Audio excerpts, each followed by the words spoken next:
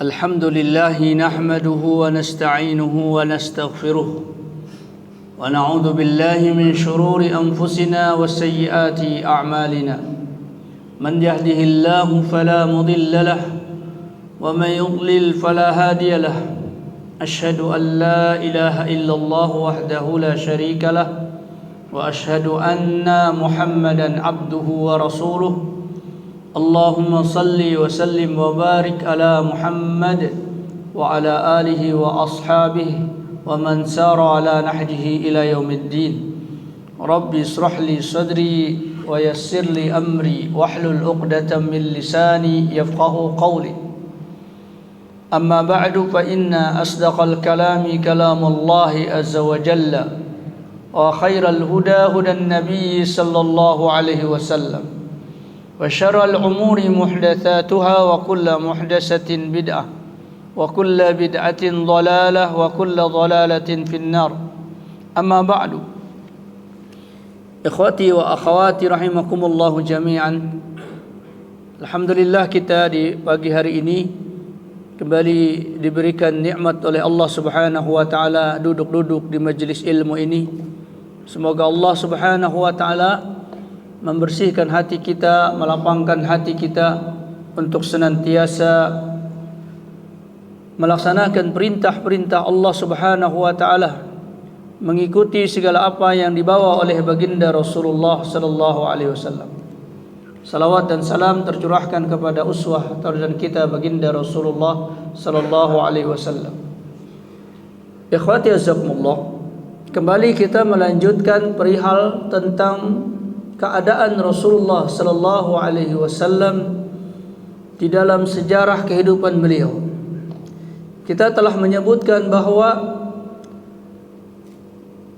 diutusnya Rasulullah sallallahu alaihi wasallam menjadi seorang nabi dan rasul ini telah dikhabarkan oleh kitab-kitab sebelum Rasulullah sallallahu alaihi wasallam datang.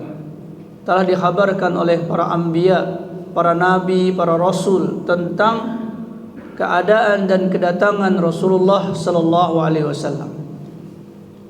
Sebagaimana Allah tabaraka wa taala menceritakan tentang ucapan Nabi Isa alaihi salam, wa idz qala Isa ibn Maryam ya bani Israil inni Rasulullah ilaikum musaddiqan lima baina yadayya minat Taurah wa mubasysyiran bi rasuli ya'ti min ba'di ismuhu Ahmad.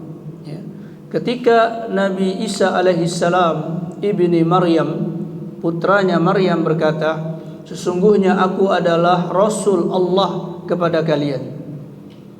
Aku membenarkan apa yang telah datang padaku dari kitab-kitab sebelumnya, yaitu kitab Taurat. Dan aku juga akan memberikan kabar gembira kepada kalian tentang seorang Rasul yang datang setelahku yang bernama Ahmad. Ini sudah kita jelaskan di pertemuan yang lalu. Kemudian ikhwati azakumullah, di dalam pembahasan pagi hari ini kita menyebutkan juga beberapa riwayat-riwayat yang datang dari para kahin, yaitu akhbar, berita-berita yang dinukil dari para kahin. Kahin itu artinya dukun, paranormal. Dan di sini ikhwati azakumullah telah disebutkan di dalam Al-Qur'anul Karim tentang bagaimana para jin itu istirqas sama, al-istirqa ila sama, di mana mereka mencuri berita-berita langit. Jadi para jin ini ikhwati azakumullah, di antara yang menjadi kebanggaan bagi bangsa jin sehingga mereka masuk ke dalam dunia manusia, di antaranya adalah mereka dimanfaatkan oleh sebahagian manusia tersebut untuk menceritakan perihal-perihal gaib. Ya, karena perkara gaib ini ikhwati azakumullah merupakan sesuatu yang menakjubkan di dalam kehidupan manusia. Kalau ada orang bercerita tentang sesuatu yang tidak diketahui oleh orang lain, ya, atau dia bisa berbuat sesuatu yang tidak bisa diperbuat oleh orang lain sehingga menjadi keistimewaan dia, maka itu kebanggaan. Orang bisa ini, bisa itu, orang lain nggak bisa, itu dia akan naik pangkatnya, akan naik derajatnya. Dan itulah dalam kehidupan manusia, ya. Maka sebahagian manusia, ikhwati azakumullah, ketika dia cuma mengandalkan kemampuan-kemampuan basyariah dia, kemampuan-kemampuan kemanusiaan dia, maka dia hampir sama dengan yang lain, ya, hampir sama dengan yang lainnya. Maka mereka mencari perkara-perkara yang nggak biasa dilakukan oleh orang lain. Ada di antara mereka yang melatih keahlian dengan perkara-perkara tertentu yang tidak bisa dilakukan oleh orang lain, dengan trik, dengan segala macam hal-hal yang dipikirkan, ya, sehingga orang lain tidak bisa melakukannya. Ada juga di antara mereka yang menggunakan kekuatan-kekuatan jin. Kekuatan-kekuatan jin, mereka bekerja sama dengan jin-jin tersebut, dan jin ini membantu mereka melakukan perbuatan-perbuatan yang terlihat ajaib, tidak bisa dilakukan oleh orang lain. Ini disebabkan bangsa jin ini tidak terlihat, ya, sehingga ketika dia melakukan sesuatu, maka perkara tersebut tidak terlihat. Seperti orang yang terlihat kebal. Bagaimana seseorang itu melakukan perbuatan kebal? Ima dengan trik. Ya, di masa Syekhul Islam Ibnu Taimiyah disebutkan ada orang yang kebal terhadap api. Ketika dibakar dia tidak terbakar. Tetapi dia tidak melakukan ketaatan kepada Allah Subhanahu wa taala. Bahkan mereka mendakwahkan kepada kemusyrikan. Ya, kadang-kadang mereka bikin agama baru, keyakinan-keyakinan baru. Lalu kemudian supaya mereka diterima di tengah masyarakat, mereka melakukan trik-trik tertentu supaya mereka dianggap hebat daripada yang lain. Atau dalam tanda kutip mereka dianggap memiliki apa? Mukjizat, sebagaimana para nabi diterima dakwahnya, ucapannya karena memiliki mukjizat-mukjizat tersebut. Ya, ternyata mereka menggunakan satu cairan di badannya yang sudah dilumuri oleh mereka dengan cairan tersebut, sehingga ketika dibakar kulitnya tidak terbakar. Dan pada saat itu Syekhul Islam Ibnu Taimiyah mengajak mereka, kalau mereka memang benar, ya, seseorang yang tahan api sebagaimana Nabi Ibrahim, lalu Syekhul Islam meminta mereka mandi, lalu kemudian, ya, mengajak mereka untuk membuktikan keajaiban tersebut.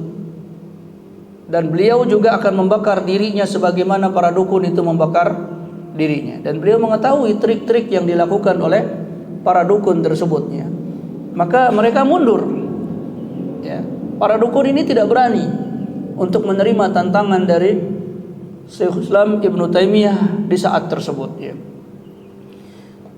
Nah, ini banyak di zaman kita sekarang ini, baik alat-alatnya, ya, maupun materi-materi untuk bisa melakukan tindakan-tindakan ajaib tersebut banyak, mudah didapatkan oleh orang-orang.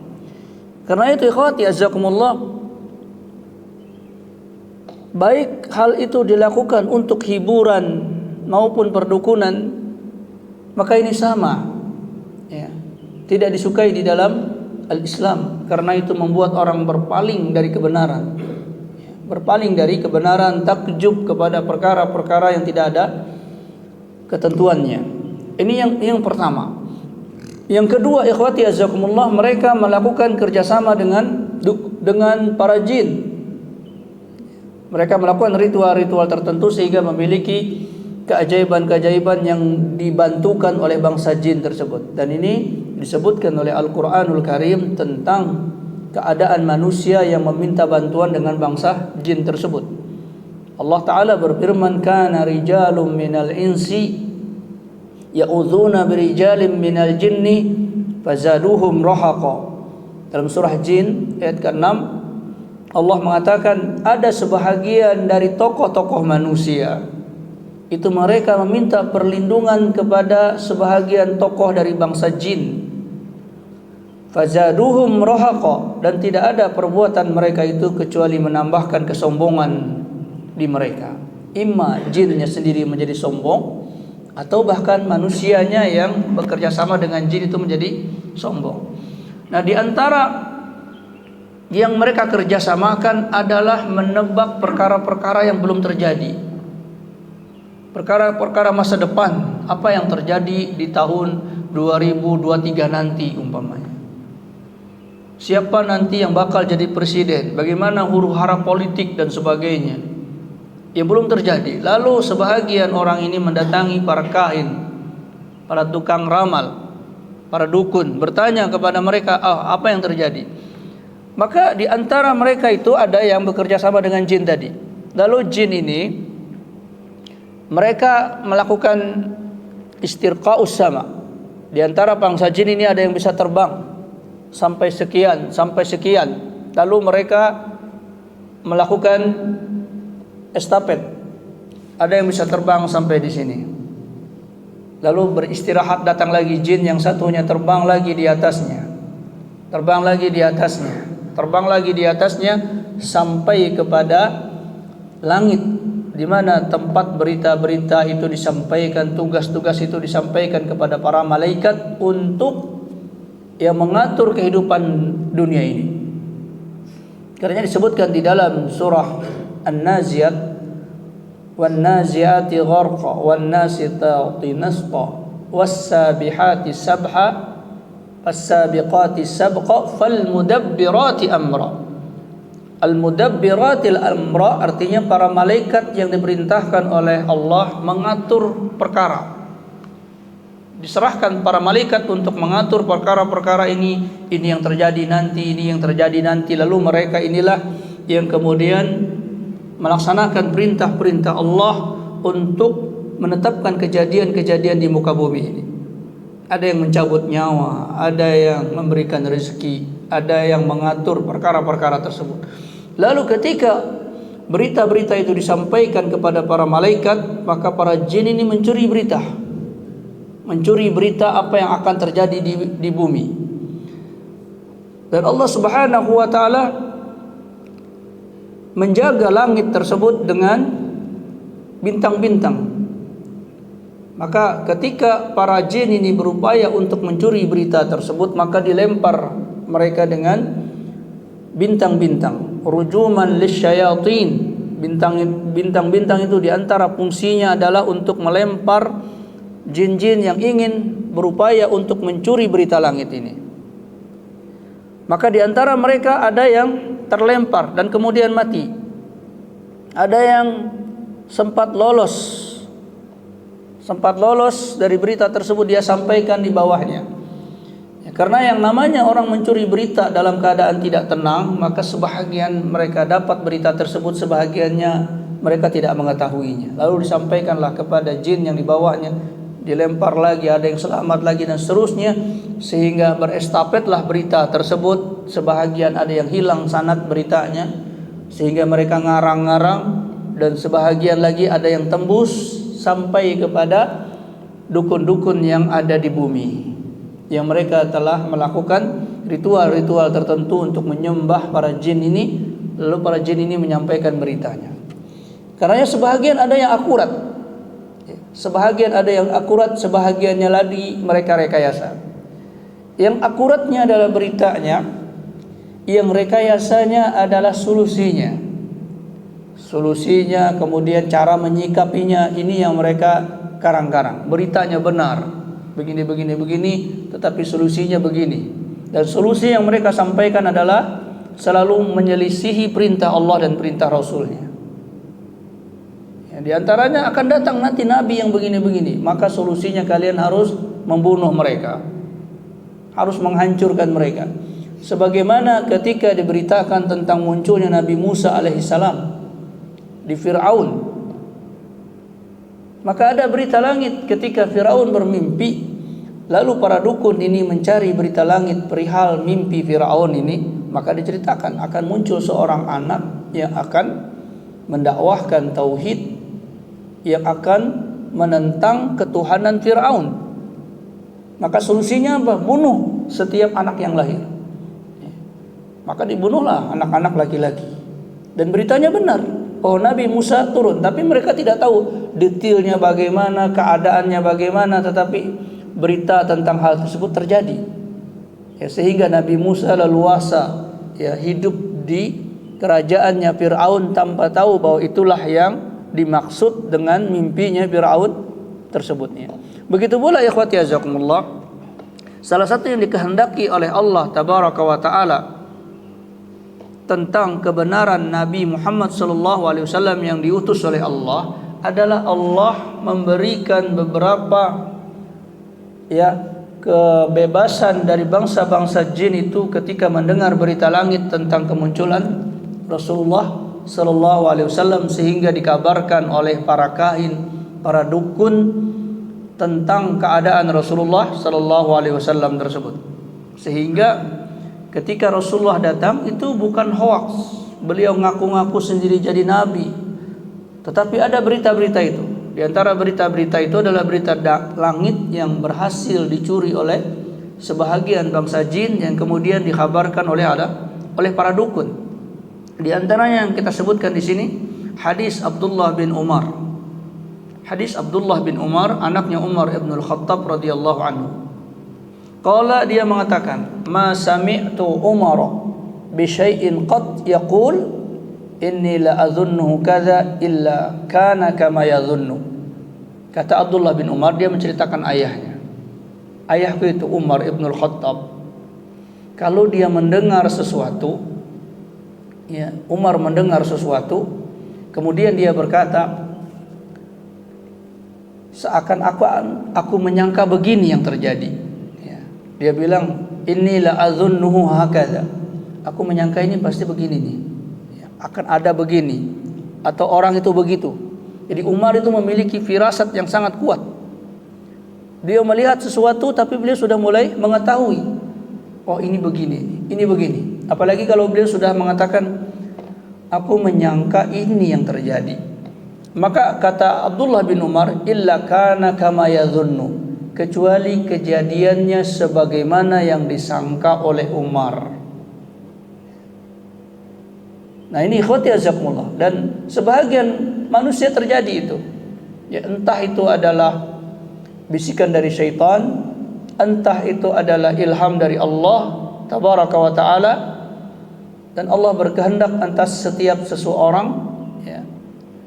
Allah memuliakan sebahagian dari sebahagian yang lain. Dzalika fadlullah yu'tihi man yasha. Dan ini adalah keutamaan yang Allah berikan kepada siapa yang dikehendaki oleh Allah. Dan Umar memiliki itu. Beliau melihat sesuatu lalu beliau mengatakan, kayaknya begini nih, kayaknya begitu. Ya, karenanya disebut oleh hadis Rasulullah SAW bahwa Umar ini adalah muhaddatsun, orang yang diajak ngomong oleh Allah.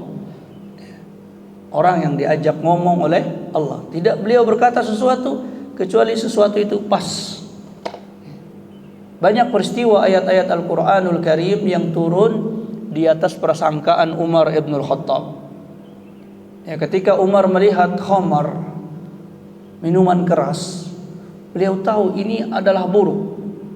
Tetapi pada masa itu Rasulullah SAW tidak melarang khamar. Padahal dia tahu Islam ini adalah agama yang bagus. Ya. Lalu dia mengatakan dalam hatinya, ini khamar nggak bagus.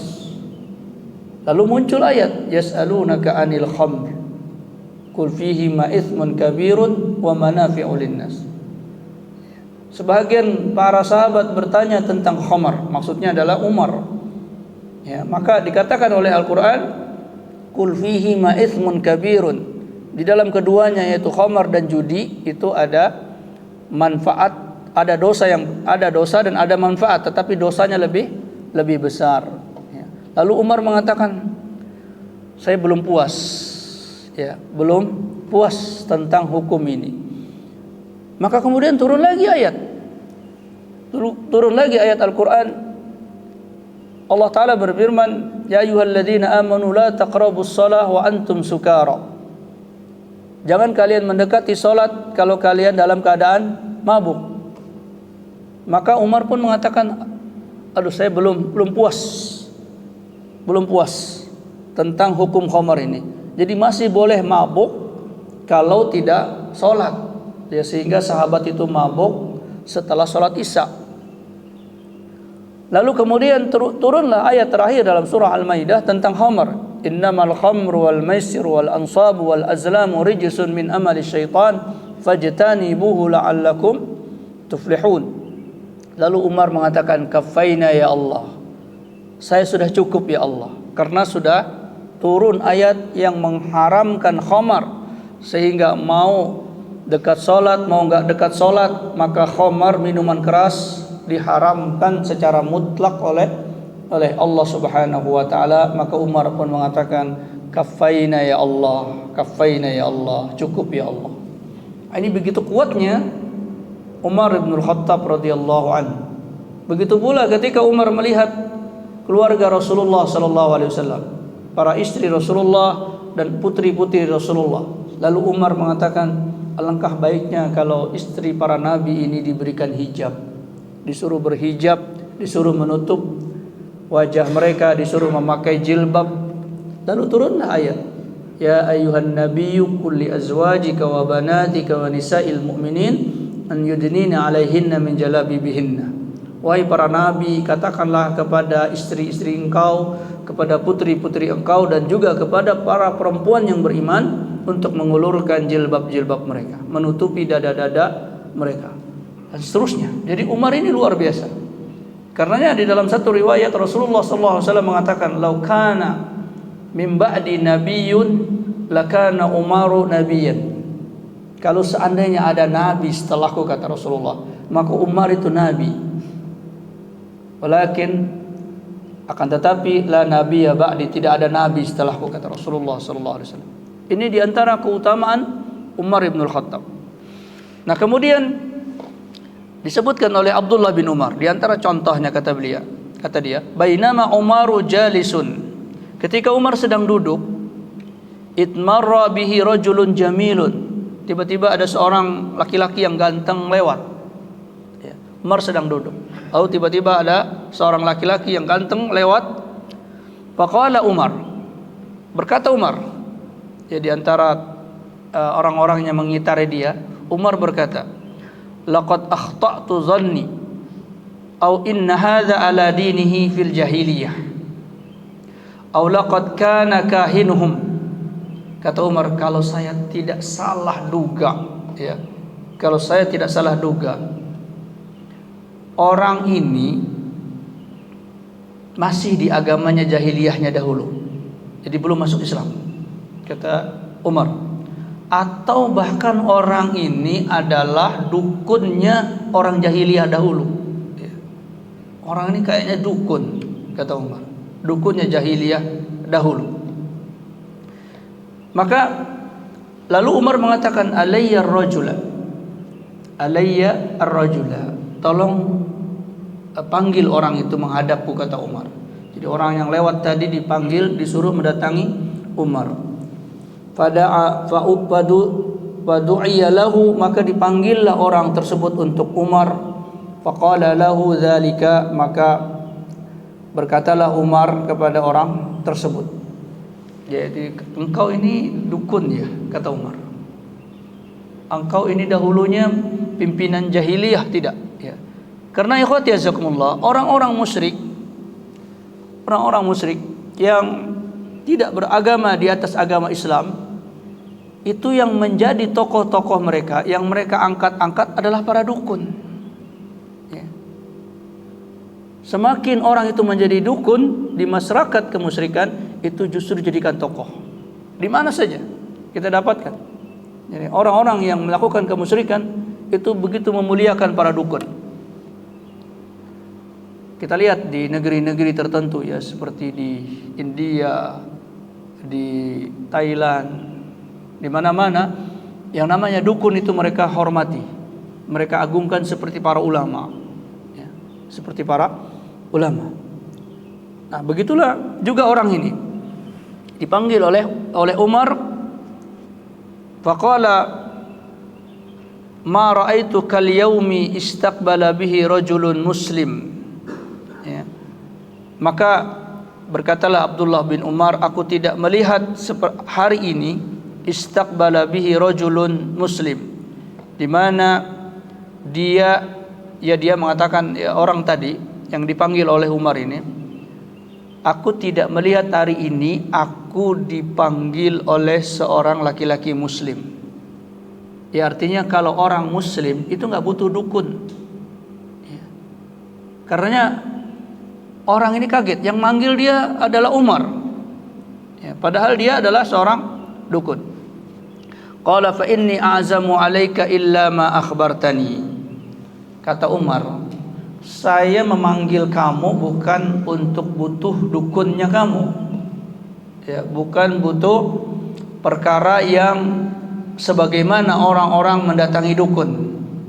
Ya. Tapi aku ingin mengetahui sesuatu yang aku perlu berita darimu. Perlu berita darimu, atau perlu sesuatu yang pernah engkau ceritakan ketika engkau menjadi dukun tersebut. Qala, berkata orang tersebut, kuntu kahinuhum fil jahiliyah. Ya, iya, memang dahulu aku ini dukun di masa jahiliyah. Nah, ini bukan berarti Umar itu tahu tentang masalah gaib, ya, tapi dia diberikan firasat. Firasat. Orang-orang beriman itu punya firasat yang luar biasa. Ketakwaan itu akan memberikan firasat yang luar biasa. Karena Rasulullah SAW mengatakan, ittaqu firasatal mu'minin. Takutlah kalian dengan firasatnya orang-orang beriman. Jadi mereka kadang-kadang orang datang tahu, oh, orang ini jahat, oh, orang ini baik, orang ini adalah tukang tipu.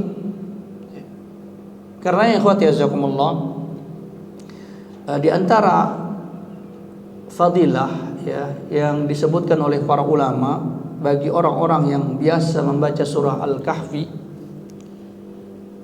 itu adalah apa? Terhindar dari fitnah dunia.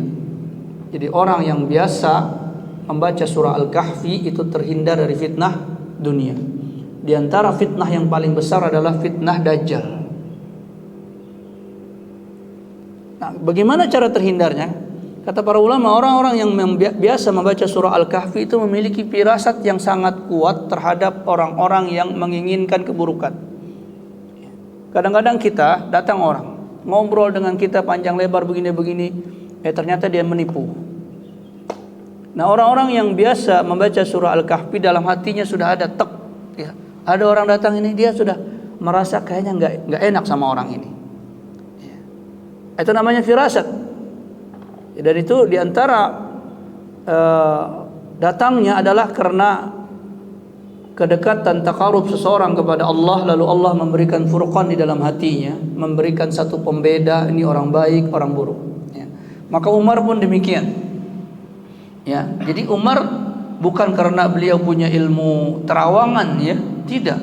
Jadi kalau antum ingin ilmu terawangan, bukan dengan mengamalkan ritual-ritual tertentu, cukup sholat dengan baik, baca Al-Quran dengan baik, tahajud dengan baik, melakukan semua perintah Allah dengan baik, maka akan ada perasaan-perasaan seperti itu, ya. Dan ini adalah pertolongan dari Allah Subhanahu wa taala untuk menyelamatkan kita dari keburukan-keburukan manusia tersebutnya.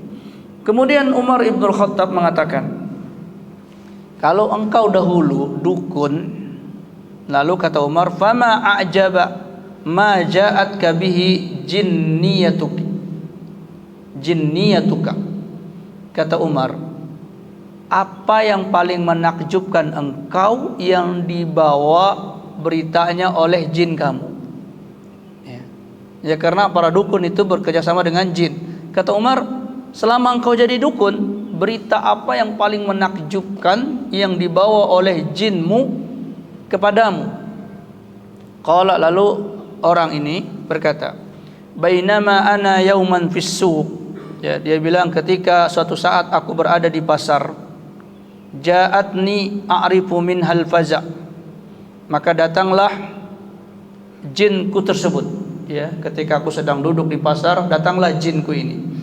A'rifu minhal faza. Aku mengetahui kedatangan dukun ini, kedatangan jin ini dari sesuatu yang berdetak di jantungku, atau sesuatu yang ada isyaratnya dukun ini jin ini datang. Faqalat, maka berkata jinku ini, dia bilang, kata dukun tersebut, alam taral jinna wa iblasaha, bukankah engkau telah melihat jin dan iblis-iblisnya jin? Wa ya'suha min ba'di inkasiha, dan putus asanya bangsa-bangsa jin ini ya setelah hal-hal yang membuat mereka putus asa. Wa luhuquha bil qalasi wa ahlasiha, dan mereka menimpa mereka kepada para jin itu bil qalasi wa ahlasiha, itu dari panah-panah, dari semburan-semburan, dari lemparan-lemparan. Kata jin itu, engkau sudah banyak bertemu dengan jin-jin yang lain. Ya, berbicara kepada laki-laki tadi, engkau sudah banyak bertemu dengan jin-jin itu, dan kamu melihat bahwa jin-jin yang kau temukan itu mereka putus asa. Mereka putus asa, mereka lemah, ya karena sudah dilempari. Ketika mau ngambil berita dilempari, mau ngambil berita mereka dilempari, sehingga sebagian bangsa jin itu adalah putus asa. Qala, maka berkata laki-laki tadi, dukun tadi, sadaq, benar. Ya, aku sudah banyak bertemu dengan jin dan rata-rata mereka itu putus asa. Ya. Lalu kemudian dukun ini mengatakan, bainama ana naimun inda alihatihim, ketika aku sedang tidur ya di tuhan-tuhan mereka, jadi di berhala-berhala. Idja'a rajulun bi ijlin, tiba-tiba datanglah seseorang membawa anak lembu. Fadabahahu, kemudian dia sembelih anak lembu tersebut. Fasaraha bihi sarihun lam asma sakhirun qattu ashaddu sautan minhu. Kemudian orang ini berteriak. Jadi orang yang menyembelih lembu tadi berteriak dengan teriakan yang sangat keras, sehingga aku tidak pernah mendengar ada orang yang berteriak sangat keras melebihi orang tersebut. Dia mengatakan, ya jalihu amrun najihun rajulun fasihun yaqulu la ilaha illallah. Ya. Dia berteriak, ya jalihun, wahai sesuatu yang terang. Dia mengatakan, wahai sesuatu yang terang, amrun najihun, perkara yang benar-benar sukses, ya. Rajulun fasihun, akan ada nanti seorang laki-laki yang fasih, lidahnya fasih. Fasih itu artinya ada orang yang lahir itu lidahnya sudah fasih ngomong dengan bahasa. Dan kalau diteliti dari sisi grammar, tata bahasa, itu kata-katanya benar walaupun dia belum belajar ilmu bahasa. Ada orang-orang tertentu yang diberikan mauhibah oleh Allah, lidah dia fasih ngomong dalam bahasa Arabnya. Yang dikatakan fasih artinya sesuai dengan kaidah-kaidah bahasa Arab. Nah, lalu dukun ini atau orang yang menyembelih tadi mengatakan, nanti ada seorang yang fasih ngomong. Yaqulu, dia berkata, la ilaha illallah. Orang itu nanti akan mengatakan la ilaha illallah, tidak ada ilah yang hak untuk disembah kecuali Allah. Fawathabal qaum, maka mendengar itu loncatlah orang-orang, ya. Kagetlah orang-orang. Qultu, kemudian aku, kata dukun itu mengatakan, la abrahu hatta a'lamu ma wara'a hadza. Kemudian tidak berapa lama aku tahu apa yang dimaksud oleh orang yang berteriak tadi. Summanada, kemudian aku pun juga memanggil, ya, menyerukan, ya jalihu amrun najihun rajulun fasihun la ilaha illallah faqumtu fama nasina an qila hada nabiyun. Ya, kemudian dia mengatakan, orang laki-laki yang fasih tersebut yang mengucap la ilaha illallah itu pada hari keesokannya, jadi pada masa-masa yang akan datang, taulah kami dia adalah seorang nabi, ya. Jadi yang menghambarkan ini adalah para dukun. para dukun tentang datangnya Rasulullah sallallahu alaihi wasallam. Jadi setelah seseorang tadi berteriak dengan demikian, dia kesurupan, ya, kemudian dia mengatakan, ya jalihun amrun najihun rajulun fasihun yaqulu la ilaha illallah, ya. Maka kemudian dukun ini mengatakan, fama nasina an qila, sampai kami lupa peristiwa tersebut. Kemudian datanglah seorang nabi, yaitu Rasulullah sallallahu alaihi wasallam. Maka di sini atas berita para dukun, ya. Kemudian juga di antaranya hadis yang lain, yaitu hadis Jabir bin Abdullah, bercerita tentang peristiwa yang lain. Dikatakan, inna awala khabarin qadima alaina an Rasulillah sallallahu alaihi wasallam. Khabar pertama yang datang kepada kami tentang berita Rasulullah sallallahu alaihi wasallam adalah annam ra'atan kana laha tabi'un. Ada seorang perempuan, dia memiliki jin yang ikut kepada dia, ya. Dia memiliki jin yang ikut kepada dia. Qala, berkatalah jinnya tersebut, fa'ataha, maka datang, qala, maka berkata Jabir, ya, Jabir bin Abdullah mengatakan, fa'ataha fi surati tairin. Kemudian jinnya itu datang kepada perempuan itu dalam bentuk burung. Hadis ini sahih, ya. Jadi kita menceritakan hadis ini sahih tentang berita ini, ya. Jadi agak aneh ceritanya memang. Ya, datang jinnya itu berbentuk burung.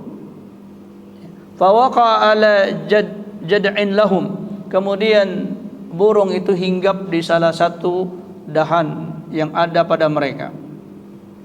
Qala, maka berkata Jabir bin Abdullah. Faqalat, maka berkatalah perempuan tadi, karena dia tahu ini burung ini adalah jinnya dia.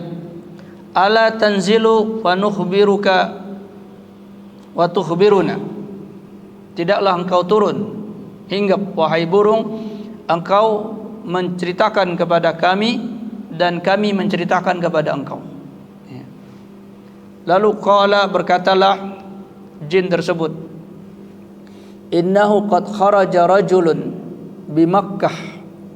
Kata burung yang berupa jin ini, dia mengatakan, telah keluar seorang laki-laki bi Makkah, di kota Makkah. Haram alaina zina, yang dia telah mengharamkan atas kami az-zina, yaitu perbuatan zina. Wa mana'a minna, dan mencegah minna, dari kami, al-qarara, keputusan. Jadi Rasulullah melarang orang untuk mendengarkan keputusan dukun atau keputusan para jin. Dilarang oleh Rasulullah SAW mengikuti apa-apa yang ditetapkan oleh jin-jin tersebut, ya.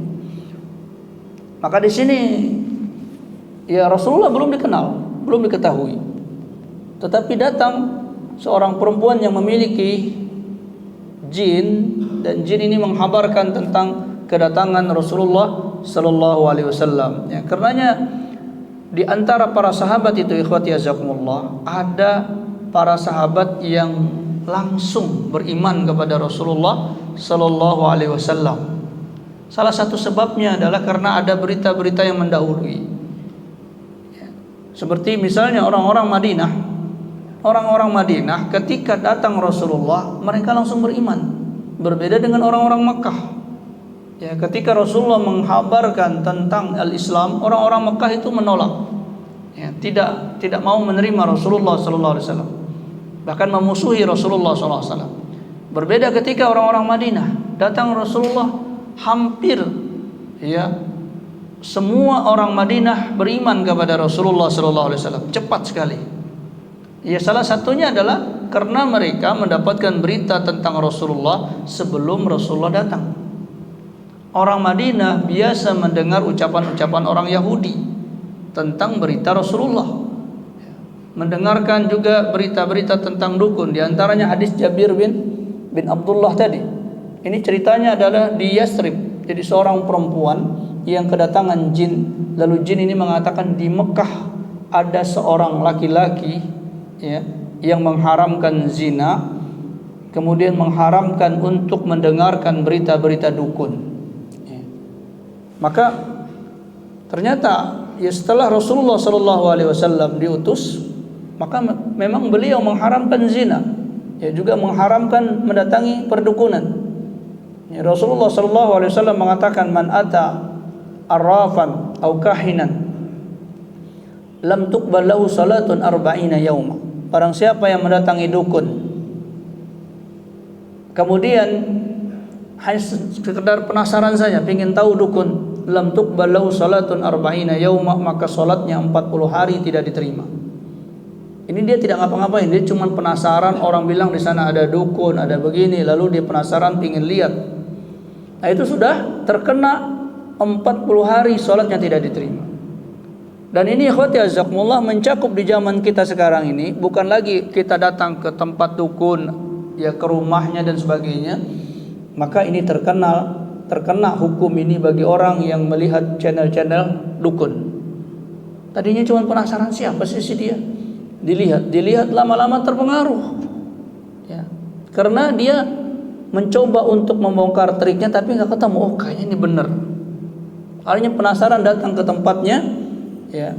Setelah datang ke tempatnya, maka para dukun ini mencampurkan antara Islam dengan praktek perdukunannya, sehingga tertutupilah dukunnya.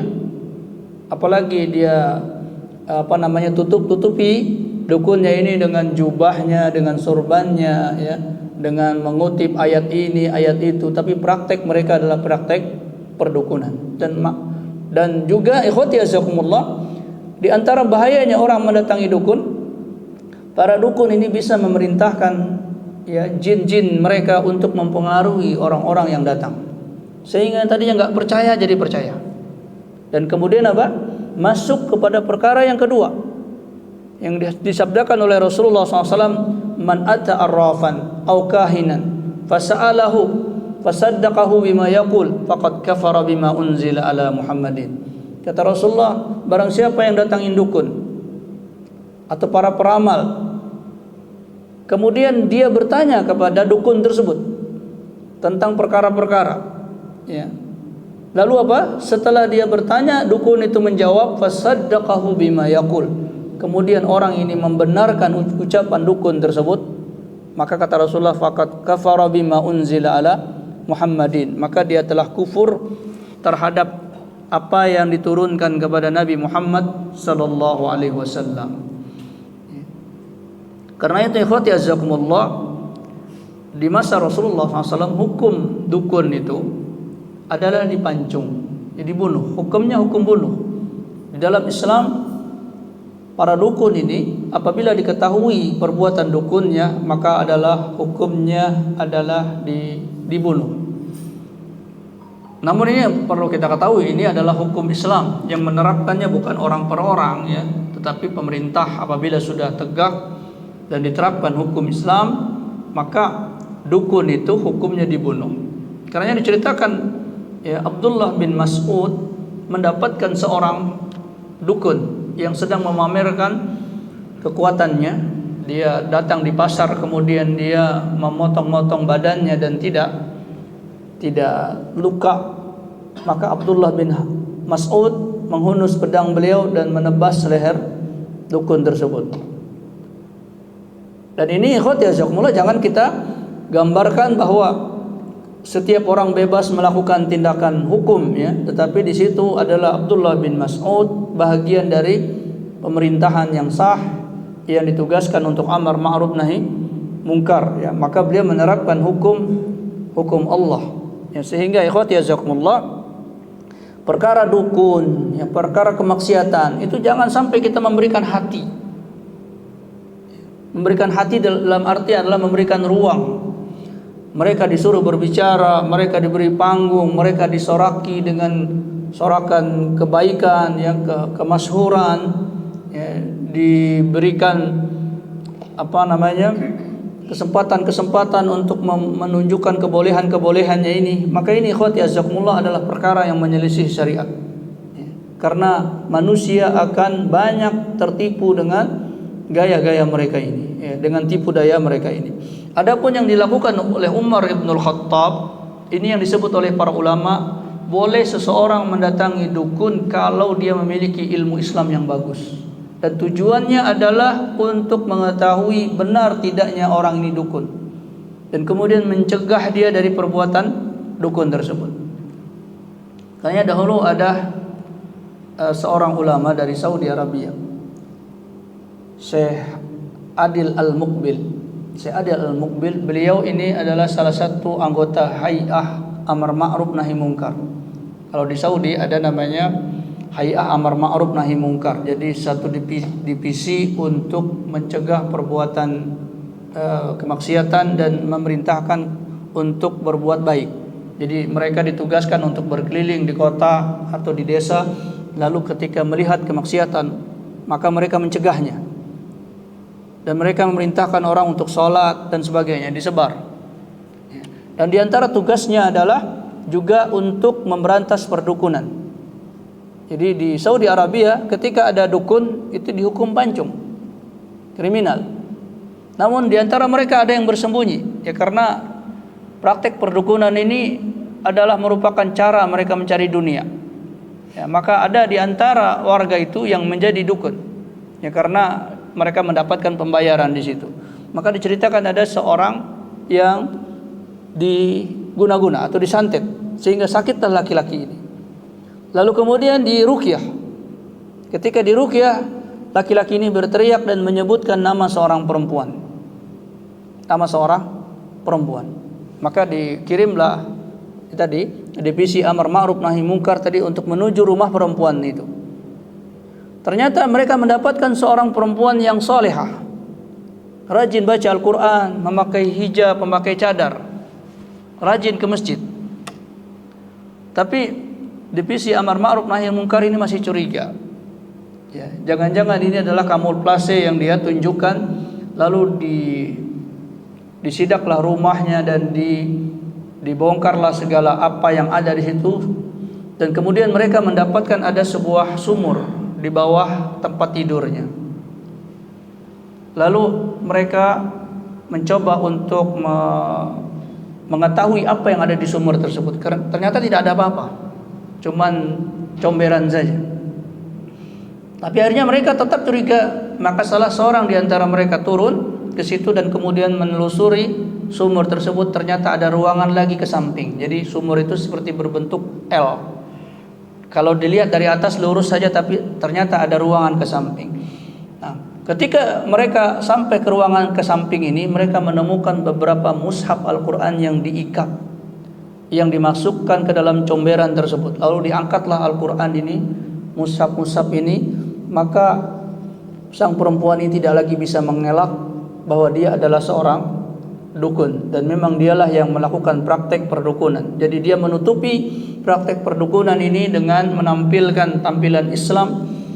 Ya, maka di situ Syekh Adil menceritakan akhirnya benar bahwa dia adalah seorang dukun dan kemudian beliau dieksekusi. Nah, ini ikhwati jazakumullah. Jadi para ulama mendatangi dukun bukan untuk membenarkan perdukunan tersebut, tetapi untuk membongkar keadaan-keadaan mereka. Karena para ulama lah yang mengerti tentang praktek-praktek perdukunan tersebut, apakah dia dukun atau dia bukan, berdasarkan kepada hadis-hadis yang disebutkan oleh Allah Ta'ala dalam Al-Quran maupun dalam hadis-hadis yang disebutkan oleh Rasulullah Sallallahu Alaihi Wasallam tentang ciri-ciri perdukunan tersebut. Nah, ikhwati jazakumullah, sampai di sini apa yang kita sampaikan.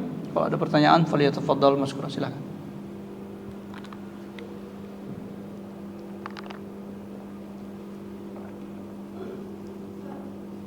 Ya, silakan.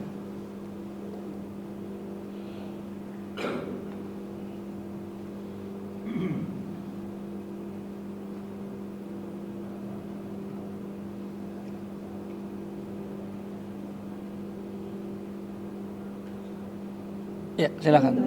Apakah sulap itu termasuk salah satu trik-trik perdukunan atau tidak? Ya, barakallahu fiik. Tadi kita sudah sebutkan apa yang dilakukan oleh sulap itu sebenarnya bisa dilakukan oleh orang biasa. Cuman mereka memikirkan sesuatu perbuatan yang tidak dipikirkan orang untuk melakukannya, sehingga terlihat aneh. Lalu mereka pelajari dan mereka latih semakin cepat sehingga seakan-akan terjadi seperti hal yang natural, bukan trik.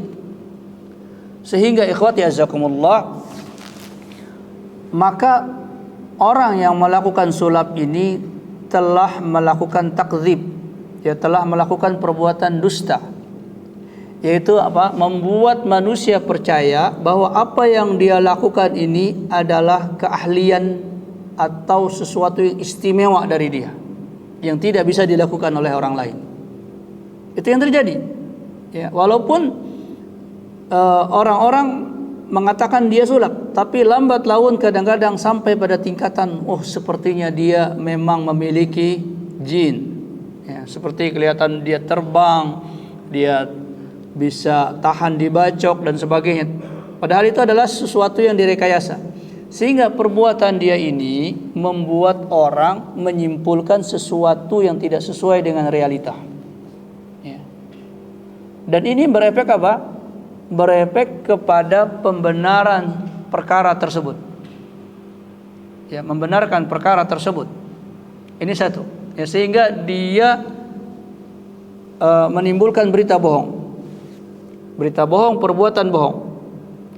Yang kedua, apa yang dilakukan oleh para pesulap ini menjadi sesuatu yang dipakai oleh orang-orang tertentu untuk tujuan perdukunan.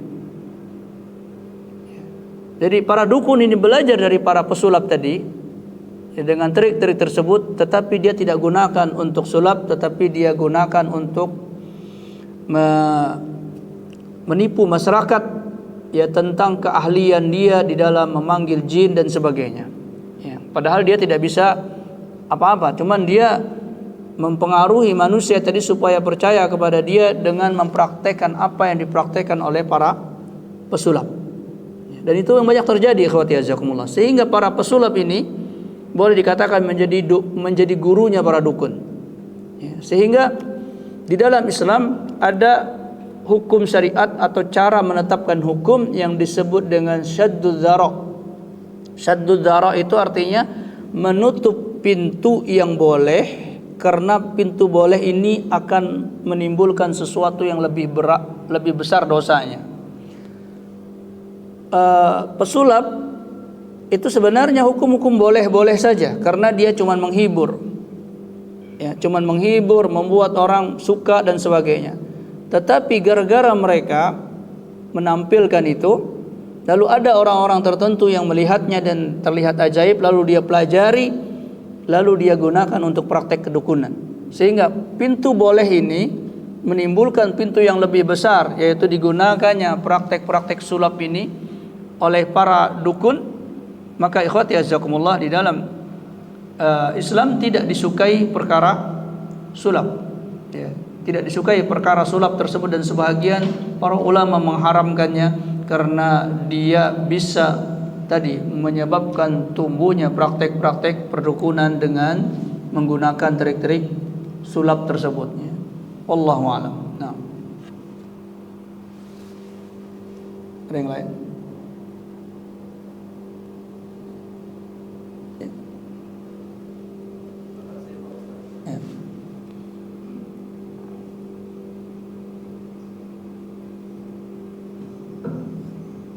Terkait kan kita juga biasanya kalau berobat ya, kita ada sakit kita juga berobat ke dokter, kadang-kadang juga kita berobat alternatif ke misalkan ya, kita sebenarnya sama, kita juga berikhtiar, bukan berarti kita percaya sama ustadz yang misalkan bisa alternatif gitu ya.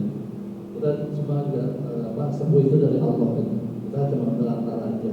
Cuman kan dengan adanya takutnya gitu bahwa itu dia dengan, walaupun kita tahu misalnya dia itu sedang melakukan zikir segala macam, berobat pun juga dia dengan tenaga dalam segala macam itu.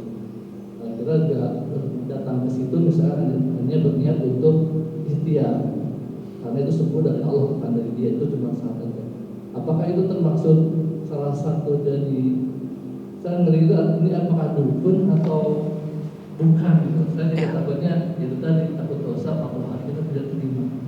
Walaupun kita niat kita adalah saya cuma ikhtiar gitu.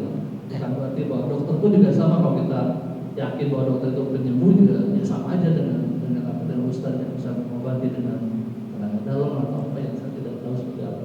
Terima kasih Ustaz. Ya, barakallahu fiik. Iya. Iya, betul. Jadi ikhwati jazakumullah, ketika kita sakit maka kita diperintahkan oleh Allah Ta'ala untuk berobat. Rasulullah SAW mengatakan tadawau wala tatadawau bil haram. Berobatlah kalian, tapi jangan berobat dengan yang haram. Berarti perkara berobat itu diperintahkan. Kalau ada orang sakit kemudian dia membiarkan dirinya sakit, tidak begini, tidak begitu, tidak berobat, maka dia telah berbuat dosa. Karena Rasulullah memerintahkan untuk berobat. Karena kesehatan itu, hidup itu anugerah dari Allah Subhanahu wa taala. Apabila dia ada kerusakan maka perlu diperbaiki lagi. Jadi orang yang tidak mensyukuri nikmat Allah, membiarkan penyakitnya dan sebagainya, ini adalah perbuatan yang tidak dibenarkan. Maka dia disuruh berobat. Tetapi Rasul mengatakan jangan berobat dengan yang haram. Berobat dengan yang haram itu ada dua. Yang pertama, berobat dengan materinya haram, obatnya haram. Ya, seperti misalnya kamu ini tidak sembuh kecuali kamu makan jantungnya monyet. Misalnya, jantungnya monyet itu sudah jelas haram, diharamkan daging monyet. Kamu tidak sembuh kecuali kamu minum darah babi misalnya. Maka dia lebih baik apa memilih untuk tidak sembuh dengan cara seperti itu. Yang kedua, cara pengobatannya. Cara pengobatannya yang diharamkan oleh Allah Ta'ala, dan diantara cara haram tersebut adalah perdukunan. Lalu apa bedanya dengan tabib, dengan sinseh, dengan dokter? Jadi dukun itu sendiri, ikhwati azakumullah, kalau di Indonesia adalah nama pengobat. Kalau di Arab namanya tabib, kalau di Cina namanya sinseh, kalau di Barat namanya dokter, kalau di Indonesia namanya dukun. Itu dahulu, ya. Tapi kemudian lambat laun dukun yang disebut sebagai pengobat ini, lambat laun mereka menggunakan praktek tadi al-kuhan, yaitu tukang sihir, as-sahir, tukang sihir. Sehingga pengobat itu dia menggunakan sistem kias. Kias itu menganalog keadaan, ya, dan dipelajari. Dan ini adalah sesuatu yang masuk kepada ranah sabab musabab. Ada sebab, ada yang terjadi, dipelajari dan makul, masuk akal. Ya, karenanya di zaman Nabi Rasulullah diobati oleh para tabib, sehingga dikatakan salah satu sahabiah yang sangat pandai dalam ilmu pengobatan adalah Aisyah radhiyallahu anha. Dari mana Aisyah radhiyallahu anha mengetahui ilmu kedokteran, tabib? Yaitu para tabib itu datang kepada Rasulullah dan menyebutkan ini, menyebutkan itu, dan didengar oleh Aisyah. Didengar oleh Aisyah sehingga beliau pandai di dalam pengobatan. Ini salah satu keistimewaan Aisyah radhiyallahu anha. Berarti ini dibenarkan di zaman Nabi. Nah, sementara dukun ini tidak dibenarkan. Apa ciri-cirinya? Ciri-cirinya yang pertama, ikhwati azakumullah, apabila kita datang kepada seseorang, kemudian orang ini belum apa-apa, cuma ngelihat kita saja, dia bilang, oh kamu ini ketempelan, oh kamu ini kena penyakit ini, penyakit itu, dan dia tidak menunjukkan dari mana engkau tahu. Kalau dia bilang saya mengetahui dari sorot matamu, dari warna mukamu, itu mungkin. Tapi kalau dia tidak menunjukkan buktinya, apalagi dia berbicara masalah gaib, oh anda ini disantet oleh si fulan, anda ini ketempelan jin ini dan itu. Ini tanda-tanda dukun, satu. Yang kedua, ikhwati azakumullah, di antara tanda dukun adalah dia sudah mengetahui nama kita sebelum dia berkenalan dengan kita. Oh kamu si fulan kan, tinggalnya di sana, di rumah kamu itu ada pohon jambu misalnya. Dia sudah berbicara seperti itu, maka ikhwati azakumullah, tinggalkan. Jadi kalau orang sudah tidak mengetahui di dukun atau tidak dan dia datang itu dia tidak dikatakan apa? Datang ke dukun, karena dia tidak tahu. Ya.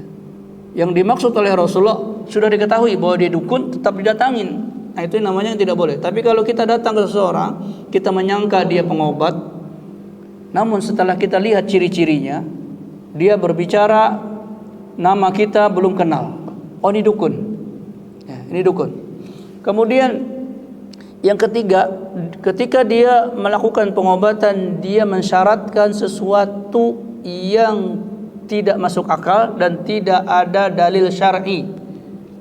Ya, seperti misalnya kamu nanti kalau berobat ke sini bawa kambing atau bawa ayam, tapi yang hitam, kulitnya hitam, darahnya hitam misalnya. Atau bawa ini, bawa itu. Yang itu tidak ada hubungan secara akliyah antara itu dengan obat, dengan kesembuhan. Ya, seperti orang sakit kemudian suruh bawa kambing, nanti penyakitnya ditransferkan ke kambing. Ini secara ilmiah pun tidak bisa dibuktikan. Secara ilmiah tidak bisa dibuktikan, sehingga ada indikasi bahwa kambing itu adalah sesuatu pengorbanan dia kepada jin. Dia menyembelih sesuatu untuk jin, dan jin ini yang memberikan reaksi kepada orang sakit tersebut. Ya, dan Rasulullah SAW mengatakan, "Man dabaha li ghairillahi faqad asyrak." Barang siapa yang menyembelih kepada selain Allah, maka dia telah melakukan kemusyrikan. Dan para dukun ini, khawati azakumullah, daripada mereka yang beli kambing, ya, kemudian melakukan sesembahan kepada jinnya, lebih baik dia suruh orang yang berobat ini bawa kambing, lalu dia sembelih, lalu dia rekayasa, oh ini ditransfer begini dan sebagainya. Jadi dia mensyaratkan sesuatu yang tidak ada syarat dari syariat. Tapi seumpama dia mensyaratkan sesuatu dan syarat ini ada di dalam Al-Quran, walaupun gak masuk akal. Orang sakit dikasih air sembuh, masuk akal nggak, Pak? Nggak masuk akal, air putih. Tetapi ada contohnya. Ya, kemudian dia baca Al-Quran, dia baca Al-Quran di air, lalu dia berikan kepada yang sakit. Itu secara akliyah, secara akal susah kita menemukan hubungannya. Tetapi karena itu ada aturannya, syariatnya dari Rasulullah SAW, maka kita mengatakan benar. Tapi kalau sudah tidak masuk akal, kemudian dari sisi syariat nggak ada contohnya, dan ini adalah perkara-perkara gaib yang tidak bisa ada contohnya, maka ini ciri perdukunan. Kemudian yang berikutnya, ikhwati jazakumullah, di antara ciri perdukunan adalah mereka memberikan sesuatu benda setelah pengobatan tersebut, ya, yang biasa disebut jimat. Ya, dia mengatakan Anda bawa ini. Setelah berobat dikasihkan benda-benda tertentu, disuruh disimpan. Walaupun itu, ikhwati azakumullah, lembaran Al-Quran. Ya. Kenapa demikian? Apa fungsinya benda-benda tersebut? Fungsinya benda-benda tersebut adalah membuat orang yang berobat ini untuk balik lagi ke dia. Lah, kok bisa begitu? Iya, jadi para dukun ini memberikan benda-benda itu yang dikatakan jimat, lalu dia mengatakan setelah beli jimat ini, Anda jangan bawa masuk ini ke kamar mandi. Ya, Anda rajin-rajin sholat, suruh ini, sehingga memberikan sebuah hayalan bahwa ini adalah benar. Padahal ikhwati azakumullah, tujuan dari jimat itu tidak ada hubungannya dengan sakit dia. Tidak ada hubungannya sakit dia. Itu adalah sesuatu keuntungan bagi dukun ini. Yaitu apa? Dengan jimat ini dia bisa mengontrol pasien itu kapanpun dia mau. Dia bisa membuat pasien itu sakit lagi. Nah, kenapa demikian? Karena ketika seseorang diberi jimat, lalu orang ini memegang jimat, maka pada saat itu semua ibadah pasien ini tidak lagi bernilai di hadapan Allah. Salatnya hancur, bacaan Al-Qurannya hancur. Walaupun dia salatnya tidak bernilai. Kenapa? Karena dia telah mentawakal dirinya kepada benda tersebut, sehingga pertahanan orang ini sudah tidak ada lagi. Tidak ada lagi pertahanan salat, tidak ada lagi pertahanan bacaan Al-Quran. Sehingga dukun ini ketika dia mungkin butuh uang lagi, dia suruhnya jinnya dia untuk masuk kepada pasien itu untuk buat orang ini jadi sakit lagi, menjadi pening lagi, ya, menjadi seperti berhayal lagi, kemudian jin ini memberikan hayalan-hayalan bahwa yang bisa menyembuhkan adalah dukun si fulan. Karena jin ini begitu gampangnya masuk ke orang ini. Karena tidak ada lagi yang bisa menghalangi jin ini untuk masuk dari amalan-amalan dia. Karena amalannya telah rusak dengan jimat tadi, ya. Maka ini ciri-ciri perdukunan, ikhwati azakumullah. Karenanya kita berlindung.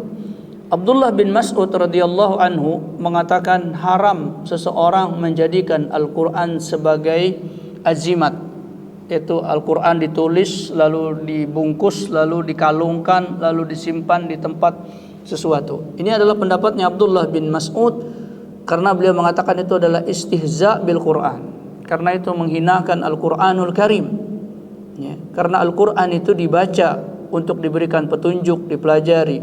Adapun menjadikannya jimat, terkadang-kadang ditaruh di dompet, ya, diduduki, terkadang-kadang dikalungkan, terkena perkara najis, masuk ke kamar mandi dan lain-lain sebagainya. Karena kesulitan itu, maka itu adalah istihza bil Quran, ya. Maka beliau termasuk sahabat Nabi yang melarang untuk menggunakan Al-Quran sebagai ajimat. Apabila kita datang ke orang kemudian kita lihat ciri-ciri tersebut, maka tidak boleh kita melanjutkan pengobatan tersebut dan harus pulang, ya. Harus pulang dari perkara dari orang tersebut. Kalau kita meneruskannya dengan ciri-ciri tadi, maka terkenalah kita kepada ancaman dari Rasulullah SAW. Dan Rasulullah SAW tidaklah memberikan perkara yang haram kecuali itu akan menjadi mudarat bagi orang tersebut. Jadi justru dia tidak sembuh, bahkan menjadi lebih parah daripada keadaannya, ya. Jadi demikian, Pak, wallahu a'lam. Nah. Tapi kalau pengobatan itu masuk akal, baik dari sisi pengetahuan umum kedokteran maupun dari sisi syariat, maka dibolehkan, ya. Seperti ruqyah, ya. Ruqyah itu dari sisi kedokteran tidak sambung. Orang dibaca Al-Quran, ya, kemudian berteriak gangguan jin. Di dalam ilmu psikologi atau ilmu kedokteran nggak ada orang kemasukan jin, ya. Tetapi dalam syariat ada, dan ketika dibacakan ada pengaruhnya dan telah terbukti dari masa ke masa, ya. Jadi yang ajaib itu boleh kalau ada aturan syariatnya. Jadi demikian, ya, wallahu. Baik, saya rasa cukup apa yang kita bahas di pertemuan kali ini. Semoga Allah SWT memberikan taufik. Aqulu qawli hadza wa astaghfirullah subhanakallahumma wa bihamdika asyhadu an la ilaha illa anta astaghfiruka wa atubu ilaik. Assalamualaikum warahmatullahi wabarakatuh.